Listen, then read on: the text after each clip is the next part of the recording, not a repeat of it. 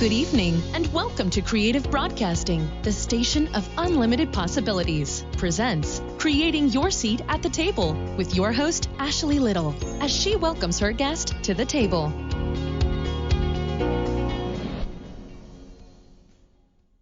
Welcome to Creating Your Seat at the Table. I am your host, Ashley Little. A little bit about myself: corporate professional by day, entrepreneur by night, four-time best-selling author, CEO and founder of Ashley Little Enterprises, LLC, owner and creator of Creative Broadcasting, and co-founder and owner of Talk Radio and TV Network, LLP. Tonight we have an amazing special VIP guest by the name of E.R. Spalding. A little bit about her. E.R. is a life and business interrogation strategic specifically for evolving leaders and entrepreneurs who choose a transformational way of being, thinking, and doing. She teaches a reimagined way to combine purpose plus passion plus prosperity plus profit into your life, leadership, and business. Rooted in concepts that create partnerships and highly productive environments, Spalding has been aiding disconnected employees and frustrated business owners in realigning their greatest assets to become industrious powerhouses they were designed to be, all while manifesting the best versions of themselves and creating places to live, work, and play. Having managed in excess of 12 million, created organizational growth in for and nonprofit sectors, and created sustainable businesses, processes for companies throughout the United States, Israel, South Africa, and Ghana. E.R. is the founder and CEO of E.R. Spalding, LLC, and Black Woman Startup, LLC. Through program development such as procrastination elimination processes, TM, a program designed to eliminate procrastination for good and become unstoppable, and the Ascension Code, a customizable strategic integration program, E.R. provides exclusive group training and facilitation and executive coaching to support clients to thrive inside of their organizational cultures while maintaining clarity around their mission, vision, and profitability. E.R. has had resident training positions for the Chicago Urban League, Transamerica, World Financial Group, and several other organizations. She teaches how to holistically realign fragmented elements in order to create fully integrated initiatives, ultimately manifesting the best in every aspect of self and business. She has lived on 2 continents and traveled to several countries, and she has come to learn that at the core, people are searching for the same thing: integration with their higher calling, connection with others, and ways to leave an impactful impression on the world. E.R. has addressed and trained worldwide audiences by teleseminars, live workshops, and webinars, and looks forward to having the opportunity to support you in becoming highly focused and productive in order to deliver your personal brand of brilliance to those you were meant to serve. Welcome, welcome to the table, the amazing E.R. Spalding. Hi, thank you. Sounds amazing, and thank you for allowing me to be here with you and your guest. How are you, Ashley? I am great. I'm honored and humbled to finally have you at the table. I'm so excited to get to interview you because you are right. We've been trying to get this moment together for a long time. Yes. You have such an amazing bio. So I would like for you to tell listeners more about your entrepreneur journey. Absolutely. So it started for me. I came out of the world of consultancy. So I was, working for Fortune 500 companies, going in and kind of dissecting what was going on, how to improve upon systems and efficiencies. And I decided to leave there and start working with mid-sized firms. And I was doing some work consulting with a organization, and I really loved what I did. And they had an external human resource company come in and kind of take a look at the organization and make some recommendations. Well, at that point in time, I was serving for them as their director of operations, and the recommendation came back to say that I should be promoted and actually for them to create a position that did not exist before and to be a VP of one of the vertical units that I had formerly oversaw. The team was ecstatic about it. Executive teams and leadership ecstatic about it. They gave me the offer. I was ecstatic about it, right? And then we went out, we enjoyed the evening, and then the next day we came back into the office and started getting down to business, like, okay, what do we want to do with this particular unit and everything? And so at the end of it, we were getting down to the nitty-gritty of it all, and it came down to the numbers. And so they looked at me and they said, okay, well, we're going to do a 30% decrease in salary. And I was like, decrease? That's kind of odd. You mean you're going to increase my responsibilities, increase the number of individuals that I need to manage, increase the workload, and decrease my salary? And so what they stated was that, oh, Spalding, you always hit your KPIs. We're going to build it into your bonus structure. So actually you're going to be making more money. You just have to wait in order to get that money. And I sat there and I thought for a moment. I was like, okay, well, maybe someone's trying to punk me, right? Right. I thought Ashton Kutcher was getting ready to jump out and say, hey, gotcha. When that didn't happen, I was like, okay, well, let me try and wrap my mind around it. So maybe it was about negotiating, and they wanted to see what my negotiating skills were going to be, because obviously I had a large budget that I was going to oversee contracts and things of that nature. So it was like, okay, well, let's see. So I told them, I said, hey, give me a week. Let me go back, kind of take a look at this, and then I'll come back. And they said, okay, great, no problem. And in that moment, I really had an opportunity to just pause for a minute and do some soul searching, ask myself the same critical questions that I would ask of anyone else. And I really came back and I said to myself, you know what? They would not have given Bob that deal or that choice or even this test. They wouldn't have even given it to Sally. So why is it that I'm standing here, the one who comes in every day, busts my butt, gives over and over and over again, and then at the end of the day, I'm the one that has to yet prove myself again in order to get mine on the back end? And so I walked in there and I said, you know what? I love everything that we talked about, but the one thing that I do know for certain is that I have to navigate, never negotiate in my life or in my business. And so with that, let's go ahead and take 90 days, create a transition plan. I'll hire the 5 individuals that it will take to replace me, and we'll part ways as friends. And that's exactly what I did, and that's when my entrepreneurial journey began. Wow. And you hired the ones to replace you as well before you left, I did. Wow.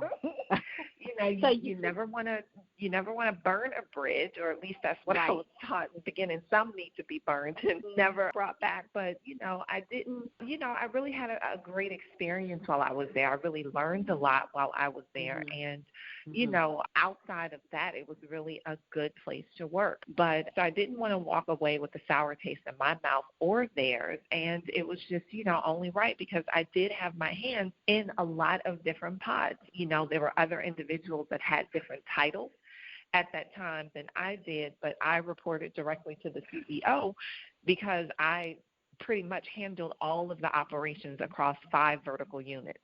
So it really would have been a disservice for me to simply walk away and not have someone, be able to step in and replace me. Right. I understand. And with that, you were talking about decreasing your salary and all of that. With women in corporate America, and I know you've had many clients that probably have had this issue.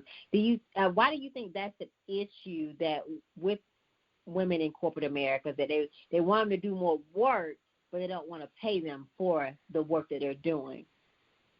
Well, I mean, this has been a historical journey since women entered the workforce when the men were away at war, right? And so that was really because before that period of time, women traditionally were at home, stay-at-home moms. And so 2-parent homes, the men went. But then war came and a lot of the men were gone, and they needed women to step in order to man, quote unquote, the factories and to continue to produce the things that they needed in terms of war. But what they also recognized is that they did not have to pay women as much for the same things that they were doing, that their male counterparts were doing at that particular point in time. And so now we have what is now known as the wage gap discrimination, and that wage gap discrimination has not closed, right? It's gotten a little better over the years, but it has not, fully healed. And then, now you bring race into it, right? So white women get paid more than Black women traditionally, and, it has been more difficult for African American women and men to find work. But then when you begin to move our Black men out of the equation for a number of different reasons, then what you're left with is the woman who has to work, and she has to work at a wage that, is insufficient to who she is as an individual and the responsibility that she has on the other side in terms of her family, but she can't leave because it's, a conundrum, right? She's in this trap where if she does not work, her family does not eat. So it is a cycle that winds up perpetuating itself where, Black women in business are, overworked and underpaid, and they're undervalued for what it is that they do. But Black women have historically been the workhorses of society. They are the ones that keep the families running, and they do so on a multitude of different levels, whether it is in the the workspace, as a career woman or in a service-oriented position, whether it is in, the churches or things of that nature. You take a Black woman outside of any organization and it will crumble. However, they are not paid justly for the type of work that they do. Wow. And it's so true, because you're right. It's happening every day. It's happening every day. Mm-hmm. But I want to thank you for creating that space, because we're going to continue to talk about it as we get to the more questions. But I want to thank you for creating that space to help us continue to close that gap, right? And to be able to get the tools and resources by some of the things that you have created, such as the Black Woman Startup. Absolutely. And that, has been one of those pivotal moment in terms of me being an entrepreneur, where I have been able to create a resource network where women of color can go from their career to their calling. It came about by happenstance. I was actually preparing to go and give a training.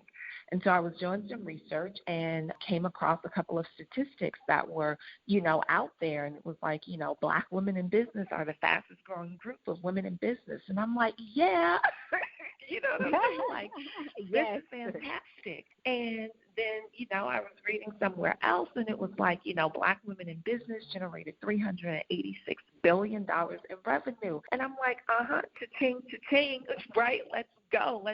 Black women rock, that Black girl magic. But then as I started to dig a little deeper, I wanted to do kind of like a 10-year arc.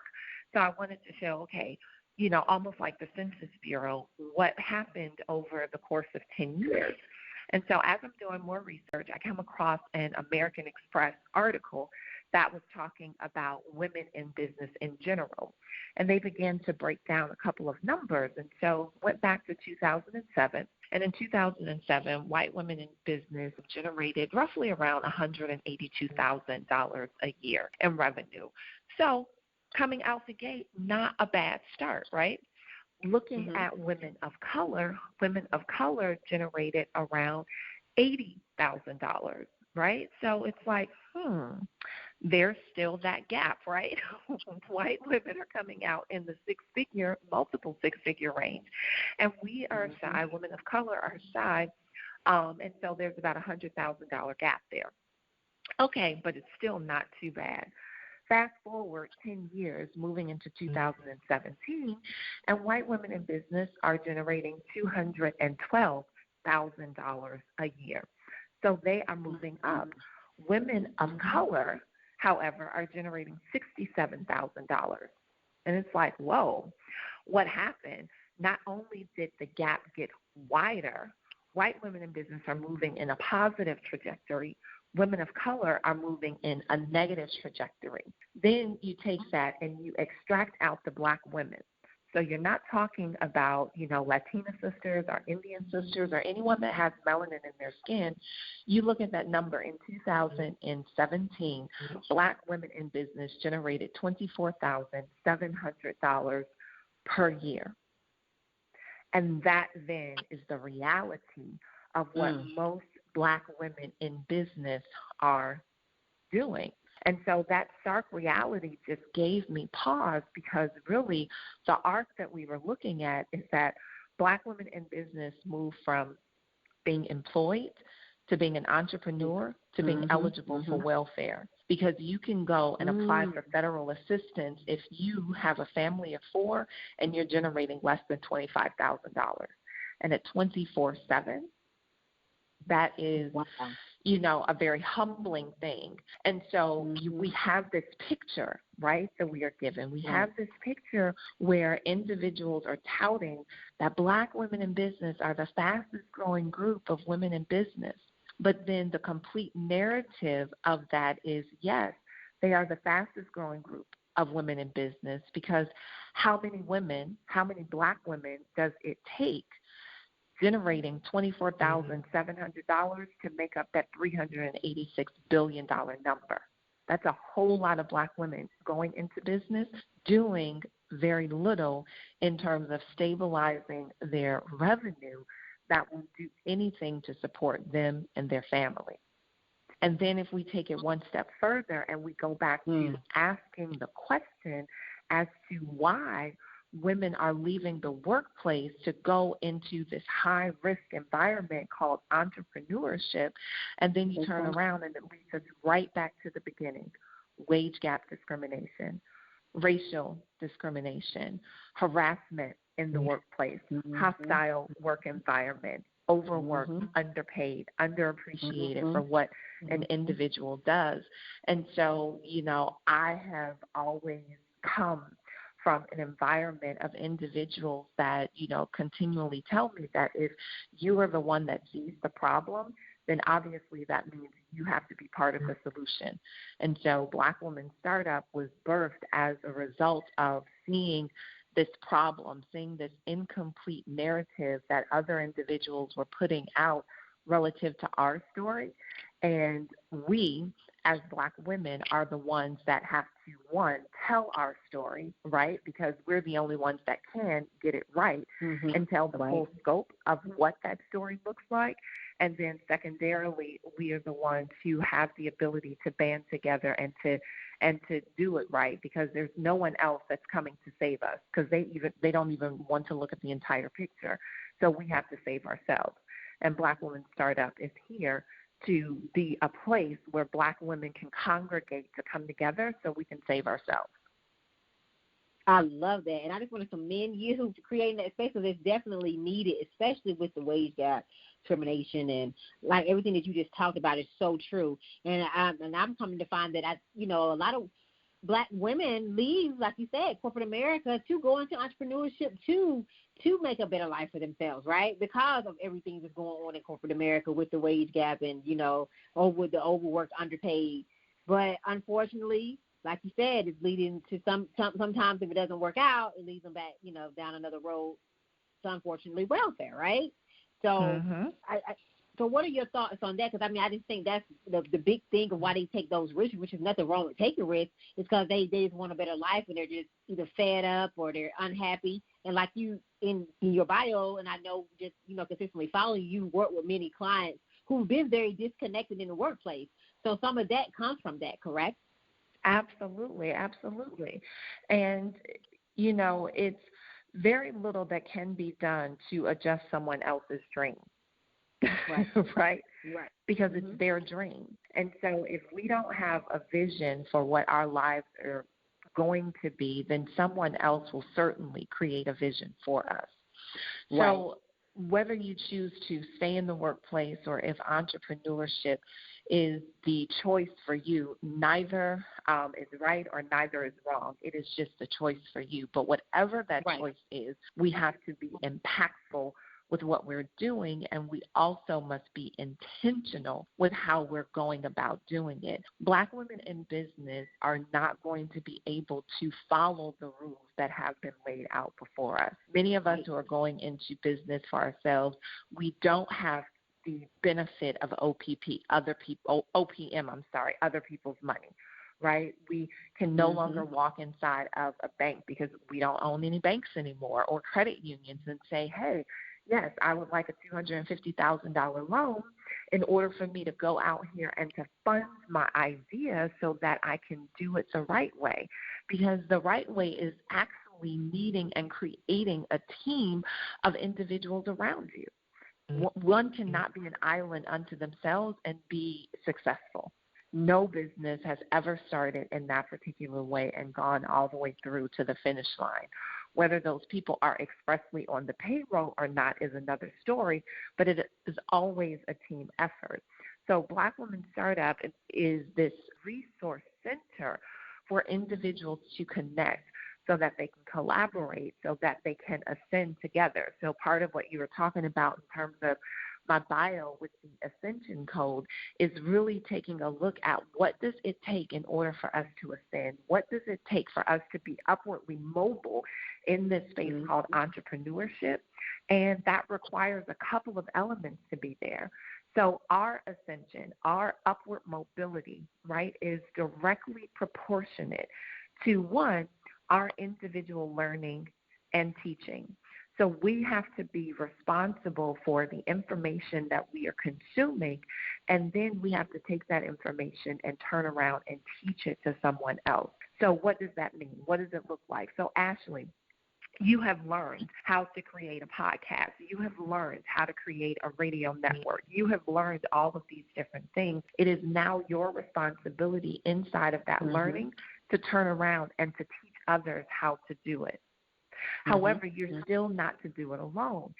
We have to, your individual learning and teaching must also, right, this is part of the formula, must also be amplified by the collective quality of work of those individuals that you have around you. So what does that look like? Well, you didn't build your podcast, your radio platform by yourself. You didn't become this personality. You didn't create 4 best-selling books by yourself, right? You had editors that were there. You had, potentially copywriters. You had a graphic team that were there. You had a publishing house, right? All of these individuals were around you. You have your engineers and people, but not only just those individuals, they were individuals that were on par in terms of the quality of the work and the energy that they were putting into it.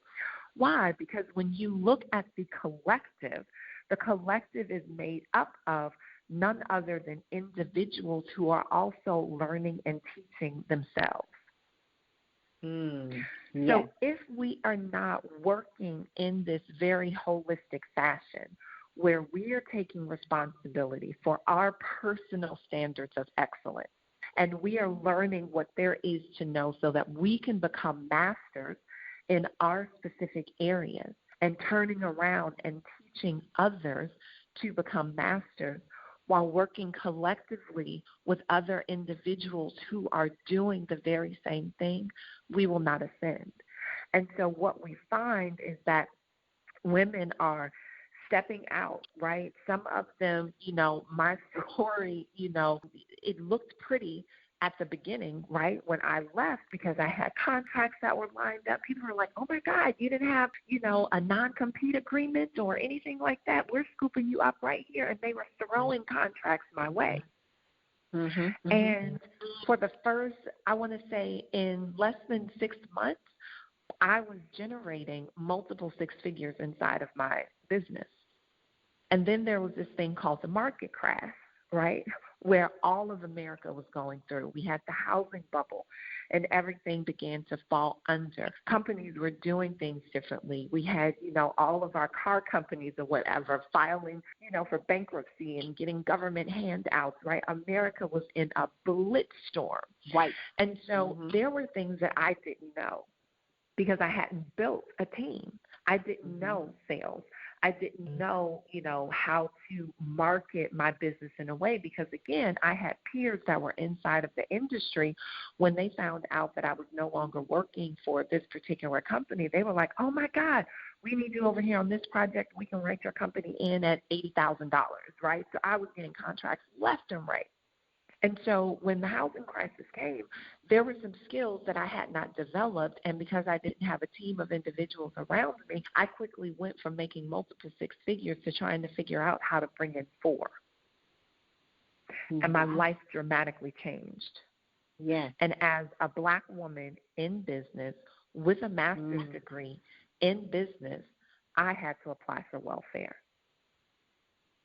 So when I looked at that report that American Express had put out, I saw myself.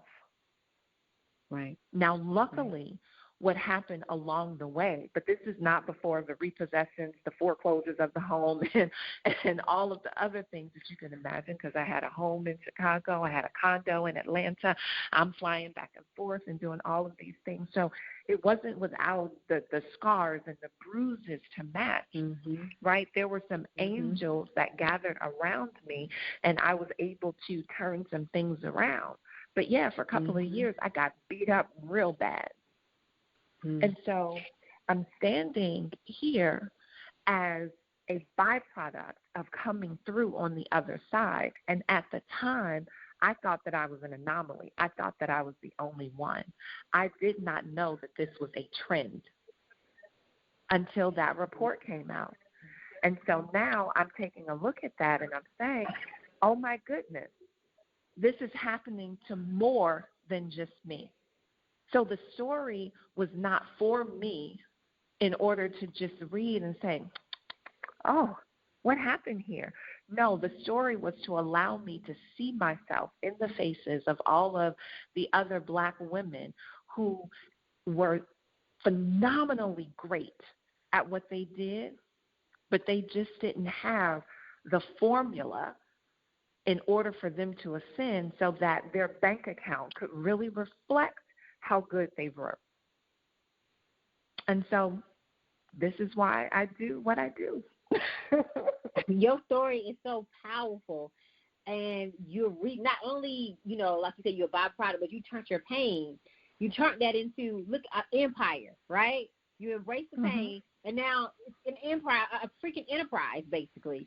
And you are not only reaching back and pulling forward, but you also are giving women tools and resources that you did not have to prevent them from having to go that way, right?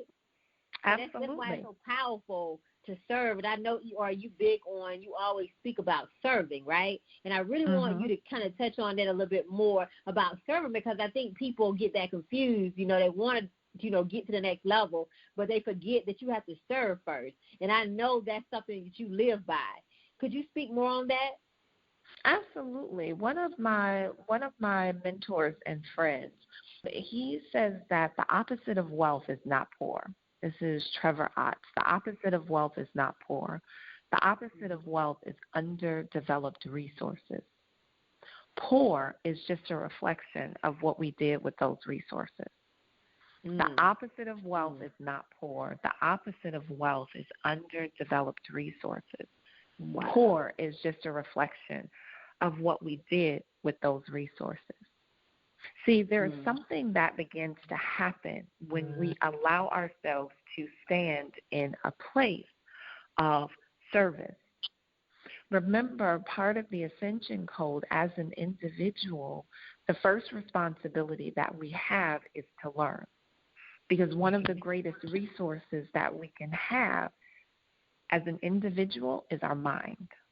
When we serve, we give ourselves an opportunity to learn something that we didn't know, whether that be the lesson of humility, whether that's the lesson of giving in order to activate, right? In order to activate the receiving. So when we place ourselves in spaces of serving, everything that I have that turned into a wealth manifestation first came through service. So whether that was me stepping in the room and saying, what I have to develop, right, the resource that I have to develop is my ability to learn. So is it possible for me to be a fly on the wall, and in exchange for that, what I am willing to do is go to the copy room, right? Go grab your coffee, do whatever is necessary. These are some skills that I have over here in terms of operations and management and efficiency. Allow me to serve in this capacity. And as you do that, is it possible if we can take a look at my brand? Is it possible if we can have some conversations around my sales? Is it possible that, I can learn, neuro-linguistic selling style and what my signature selling style is? And so I have been in more places that money could not even potentially buy me because I was willing to serve by developing the resource that I had, the skills that I had in front of me. See, we were all given talents in this world. But we were also told that with those talents, we all know the story that there was one person who buried their talent, and then there was another person who developed that talent, and that talent was rewarded by giving another talent and another talent and another talent. See, we understand in that development, that's also called a manifestation. See, we have a responsibility to take the talent that we were given and to develop it so that it turns into a skill. And then that skill can manifest in another way called belief. Because when you know what you know, and there is beyond a shadow of a doubt that you know it, then you have another level of confidence in yourself. You know what I'm saying? That's why some individuals have the ability to be picked up, plopped anywhere in the world, and they can turn around and generate money because they have developed a skill that has turned into a manifestation called belief that they can do what they know how to do anywhere in the world. And that comes as a result of serving. And serving is a place where you can begin to develop your resource. And in the development of your resource, then there are wealth manifestations that come as a result of it. And money is not the only manifestation of wealth. It is only one. Oh, powerful. Powerful, powerful, powerful. And I'm so glad that you touched on all of these amazing nuggets because relationship currency is worth more than money, right? Relationship currency. And I know you all speak about that a lot, not just in Black Women Startup, but on the Black CEO show, we talk about collaborating in those relationships, right? That how powerful they are.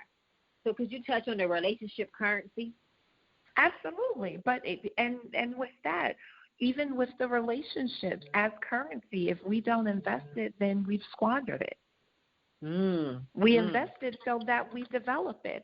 What does a relationship currency look like? That means occasionally I've got to call you on the phone, right? I've got to say, hey, Ashley, how are you doing? Let me check in on your world. Is there anything that I can support you in? What do you have coming up? How can I support you? Is there anything that I can promote that you may have? And vice versa. Yeah. We have to nurture those relationships and take that currency and, again, invest it. That is where the development comes from. Love that. Nurture those relationships and invest it. Invest it. Yes.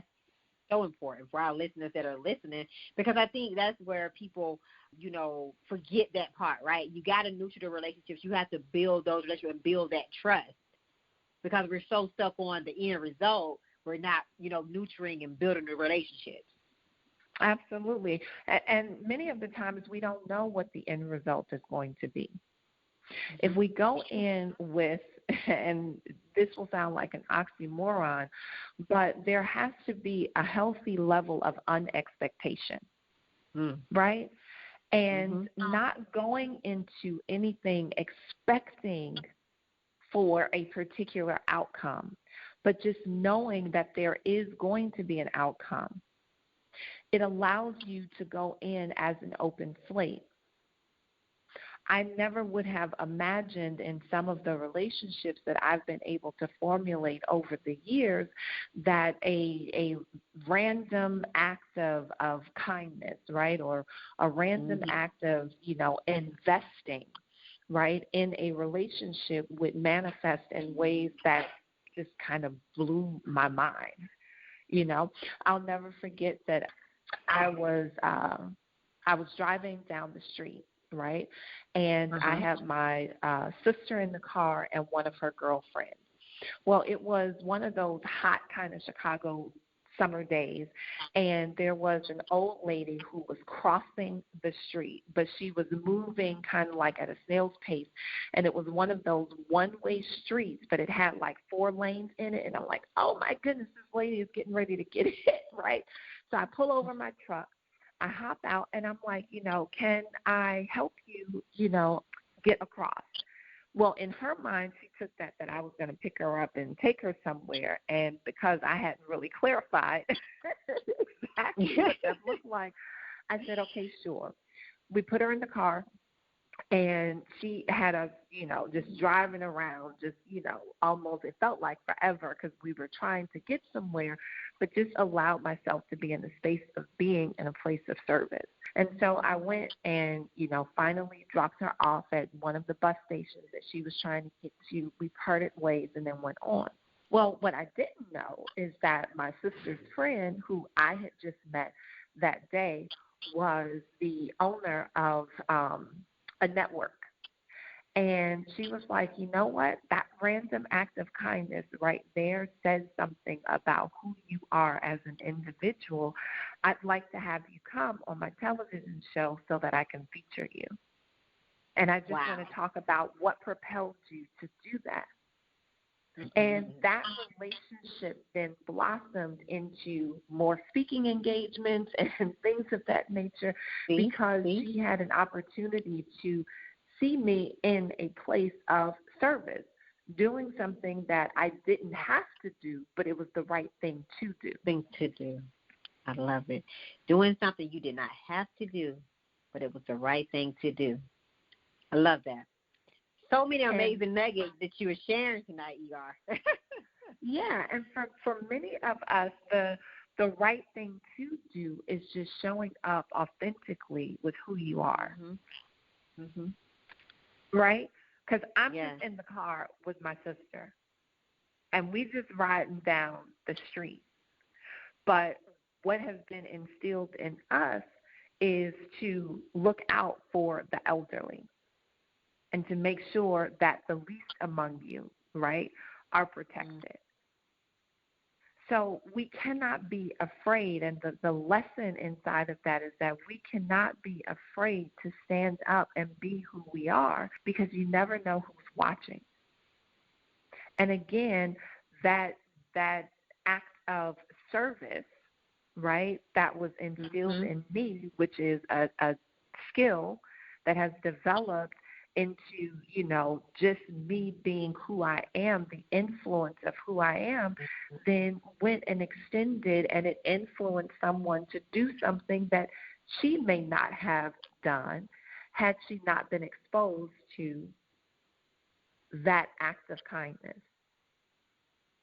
So we go around in this world at times, and because there have been so many hurts that we have endured as individuals, because the things that we do go underappreciated by many who should be taking notice of what we do, we shrink away from truly standing up and being who we are.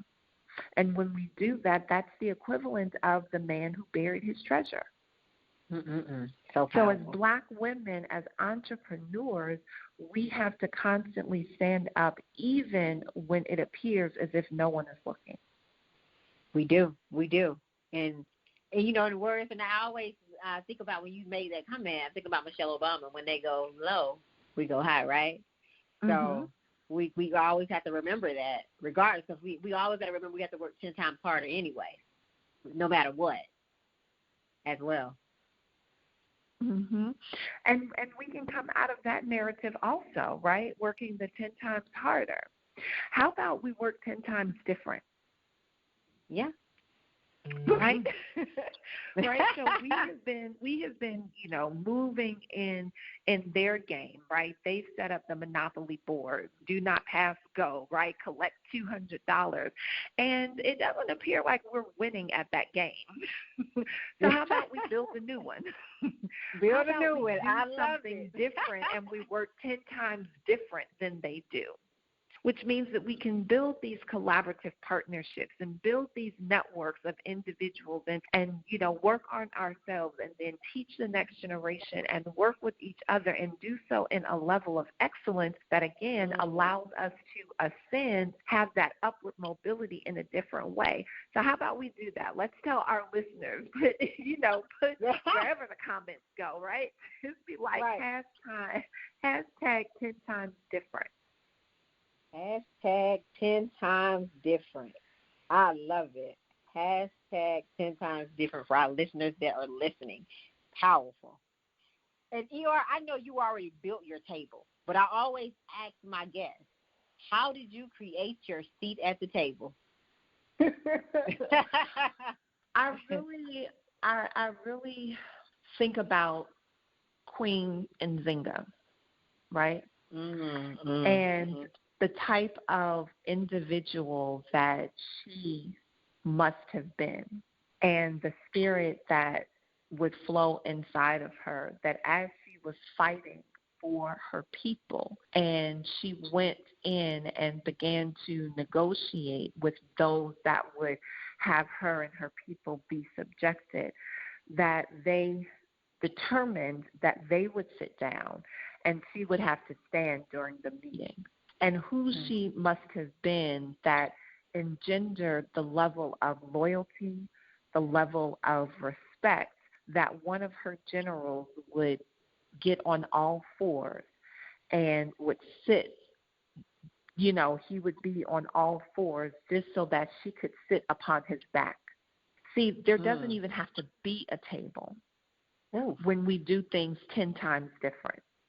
Because when the enemy is standing at our doorstep, when the enemy thinks that he has us in checkmate, right? When the enemy believes that they have yet again usurped who we know ourselves to be, when we stand up and we continue to fight for ourselves and fight for our people and do it in a way that engenders a level of loyalty, love, and respect, it doesn't even matter if a table is there.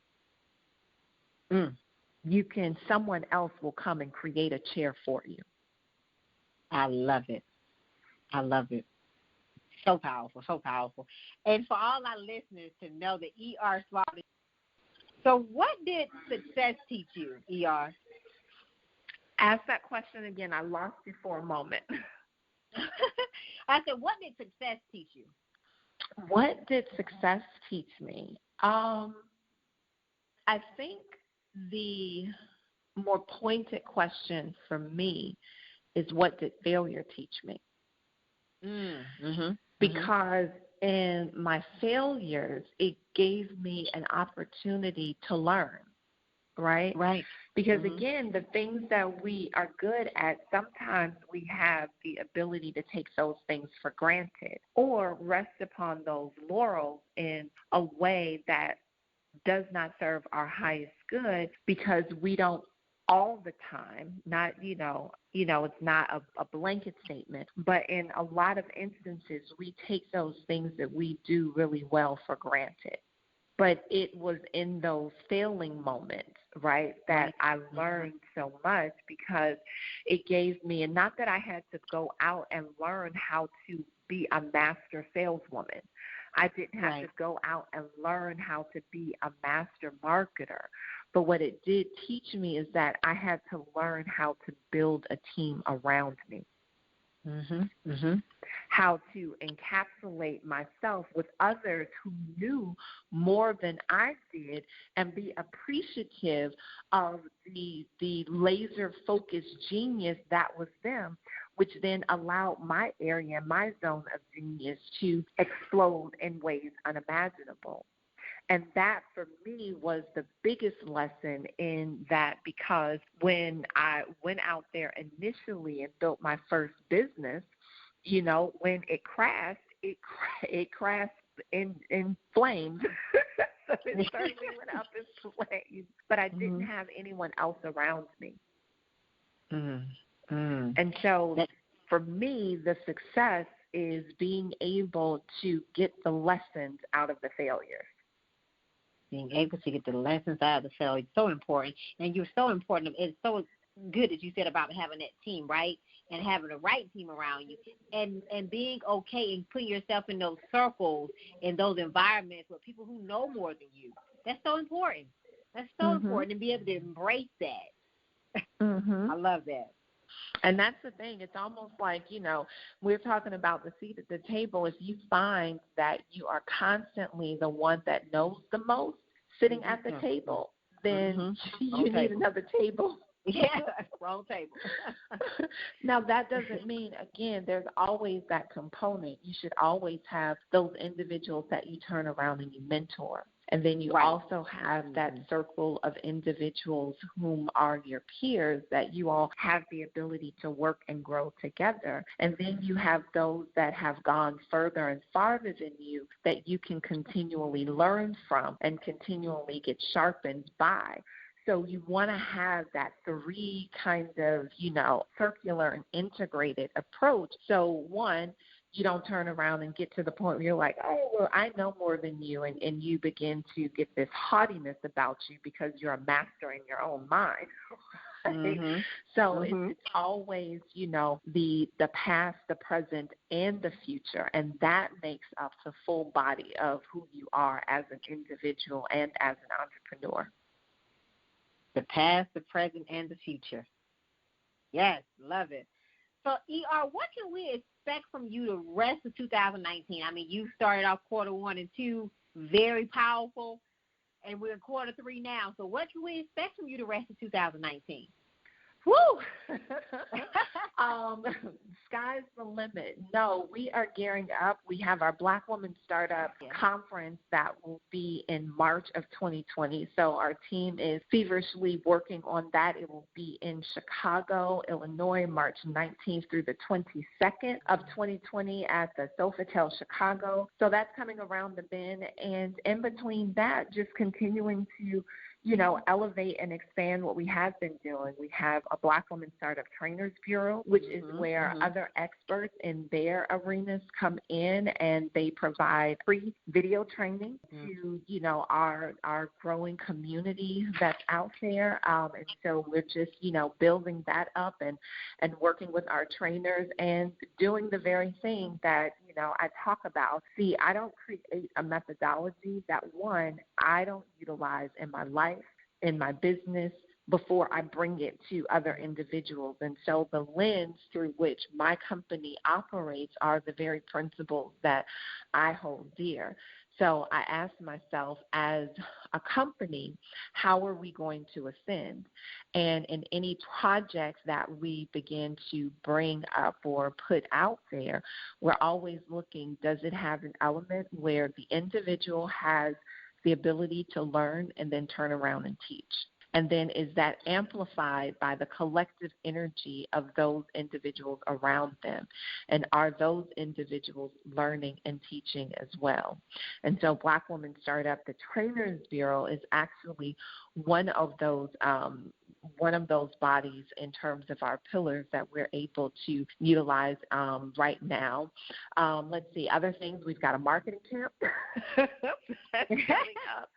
So that will be in September of 2019, again in Chicago, Illinois. We have a speakers camp that's coming up. So we've got, big things, that are just moving along, but it's all to support Black women in business specifically, and in general, just Black individuals in entrepreneurship who are CEOs.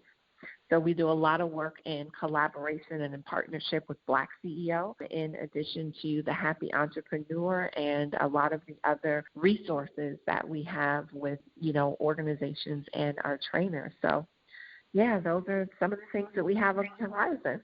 I love it. So please support her. She's doing some amazing things. ER, will you please tell our listeners one more time how they can follow and support you on all social media platforms? Yep, it's real simple, Black Woman Startup. Woman with an A, Black Woman Startup. So we are on Facebook, LinkedIn, Instagram, YouTube. So we do have a Facebook community called Black Woman Startup. Now, for that one, you do have to be a Black woman to join. So men, sorry, but it is, kind of a sacred space for us girls. But on Twitter, Instagram, Facebook, everywhere else, it's look up Black Woman Startup. And Black Woman, we actually spell as one word, BLACKWOMAN, Black Woman Startup. I love it. So please follow and support. So, ER, I would like to thank you for taking the time out of your very, very busy schedule to come to the table. This is amazing, a very, very powerful and amazing interview, and I can't wait to invite you back. Oh, thank you so much. I'd love to be back. Yes, thank you. All right. Bye now. Bye-bye. So I would like to give a special thanks to Tammy Collins Marquis and John Schamberger. I would also like to give a special thanks to Officer Kimberly McLemore and my intern Sarah from Tennessee State University and my other intern Savon from Virginia Commonwealth University. You all may follow me on Facebook at Ashley Little and on Instagram at _Ashley A. Little. Thank you.